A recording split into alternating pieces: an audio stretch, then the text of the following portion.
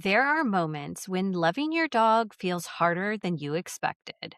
Welcome to The Dog Who Asked for More, a podcast for dog parents navigating the messy, complicated parts of life with dogs that no one really prepares you for. Each week, you'll hear honest, grounded conversations that help you better understand your dog, feel more confident in your choices, and strengthen the relationship you're building together.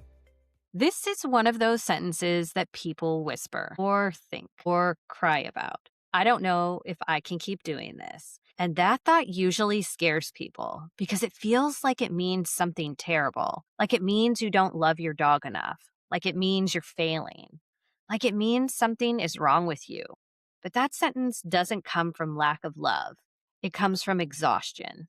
I'm Em, a dog mom, former vet tech, dog trainer, and canine nutritionist who works with overwhelmed dog parents who love their dogs deeply but feel stuck, burned out, or unsure what their dog actually needs. Today, we're looking at the moment where caring starts to feel harder than expected and what that feeling actually means. There are a few patterns I see around this: how effort quietly accumulates, why guilt gets louder as exhaustion grows, and what often sits underneath the moment people start wondering if they can keep going. That thought doesn't usually show up on a dramatic day. It shows up on the ordinary ones. The third disrupted walk, another reaction, another night where settling takes forever, another plan you had to cancel, another moment where you feel on edge in your own home. Nothing catastrophic, just cumulative.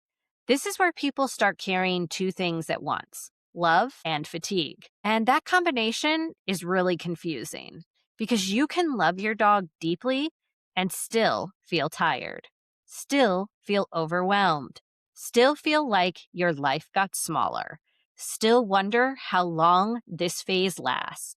This is where the shame gets really loud. You start telling yourself, other people can handle this. I should be able to handle this. Maybe I'm not cut out for this.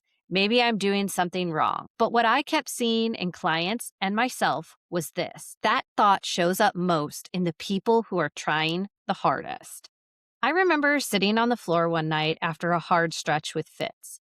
Nothing dramatic had happened. It was just another day that felt like management from morning to night, watching the environment, anticipating triggers, thinking ahead, adjusting plans, trying to stay calm. And I remember thinking, I don't know if I can do this forever. And what made that moment scary wasn't the behavior, it was the fear of what that thought meant.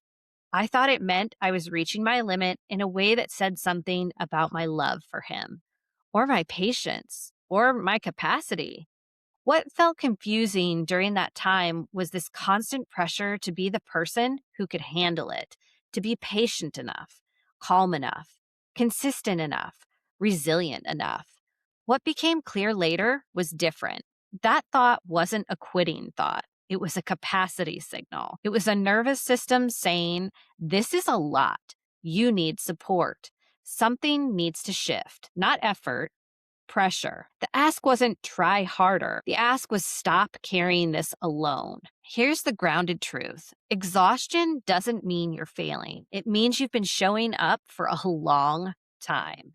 This might look like questioning your future, or feeling dread before walks, or crying after something small, or feeling resentful and then guilty for feeling resentful, or noticing you're always on. It might look like loving your dog and grieving the ease you thought that you'd have. It might look like wondering if other people feel this way too. It might look like silence because you don't feel safe saying it out loud. Nothing about this is rare. It just isn't talked about openly because people are afraid of what that sentence sounds like. But naming exhaustion isn't betrayal, it's awareness. And awareness is where support becomes possible. Here's the question I want to leave you with: what feels like too much right now that you've been trying to carry quietly?